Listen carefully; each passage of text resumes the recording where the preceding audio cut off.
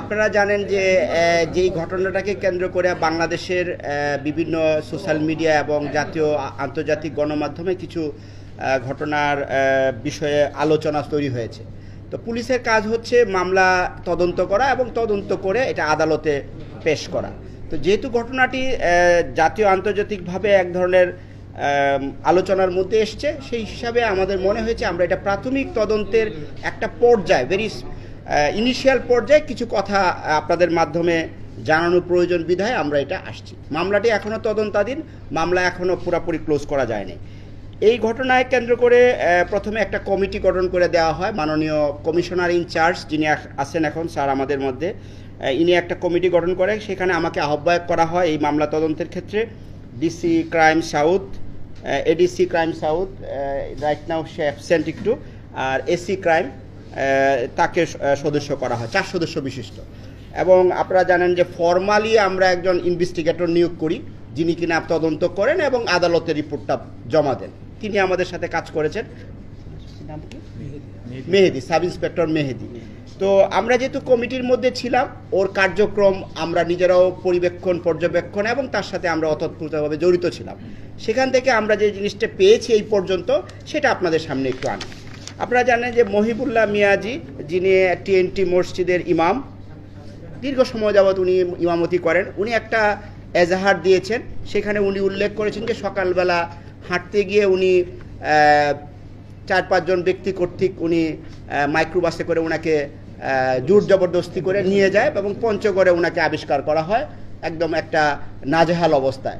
সেখানে উনি চেইন এবং তালাবদ্ধ অবস্থায় ছিলেন, যেটা একটা স্বাভাবিক অবস্থা না। পরবর্তীতে পুলিশ এবং আশেপাশের লোকজনের সহায়তায় উনি রেস্কিউ হন এবং উনি আমাদের কাছে এসে রিপোর্টও করেন।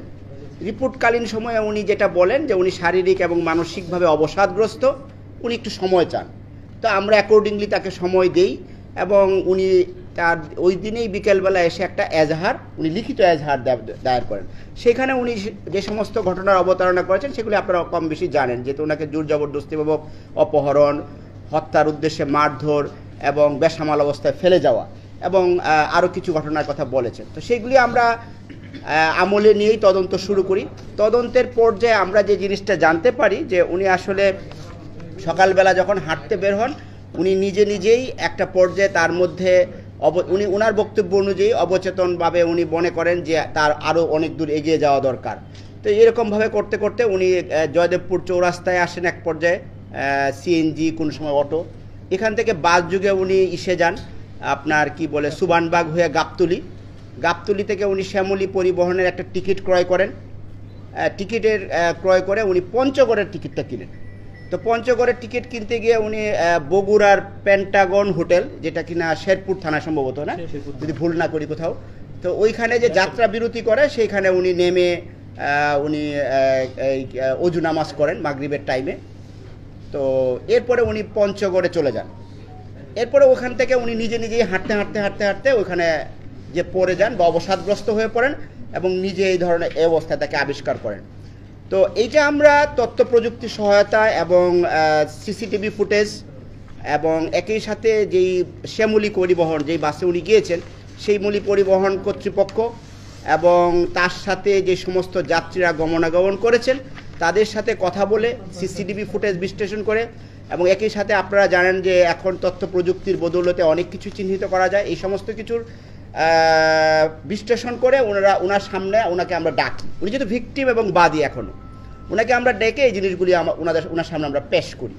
উনি প্রথম দিকে কিছুটা জড়সড় থাকলেও পরবর্তীতে উনি বিষয়গুলি কবুল করেন যে হ্যাঁ আমি এইভাবে গিয়েছি, যেই বর্ণনাটুকু আপনাদেরকে আমি দিয়েছি এটা ওনার মুখ থেকেই কিন্তু পাওয়া। আর আমরা হচ্ছে যে প্রযুক্তির মাধ্যমে আমরা বলতে চেয়েছি যে আপনি যে বলছেন এজাহারে যে বক্তব্য যে আপনাকে নিয়ে গিয়েছে, সেটার সত্যতা আমরা পাচ্ছি না। এই মোটামুটি এখন পর্যন্ত তদন্ত। এখন এই ঘটনায় এর পিছনে কারো ইন্ধন রয়েছে কিনা, কি অবজেক্টিভ ওনার মধ্যে রয়েছে, আরও কারো জড়িত রয়েছে কিনা, এটি এখন আমরা স্পষ্ট করতে পারিনি, কারণ এটা too early two actually make this conclusion. So আমরা চেষ্টা করছি যে পুরো বিষয়টা খতিয়ে দেখে ওনার বক্তব্যটা কতটুকু সঠিক। উনি বারবারই একটা কথা বলছিলেন যে উনি শারীরিক অক্ষমতাকে দায়ী করেন, যে আমার শারীরিক কিছু সমস্যার কারণে, মানসিক কিছু সমস্যার কারণে আমি এই ঘটনাটা করেছি। কিন্তু স্টিল আমরা মনে করি জিনিসটা অবসকিউর, এখানে কারো ইন্ধন আছে কি নাই এটা আমাদের কাছে স্পষ্ট না। এই বিষয়গুলি পরবর্তীতে আপনাদেরকে স্পষ্ট করা হবে এবং যে সমস্ত প্রচলিত আইনে যেই প্রসিকিউশন প্রয়োজন আমরা এই অনুযায়ী তার বিরুদ্ধে অথবা আরও যদি কেউ যদি এটার মধ্যে থাকে ব্যবস্থা নেওয়া হবে।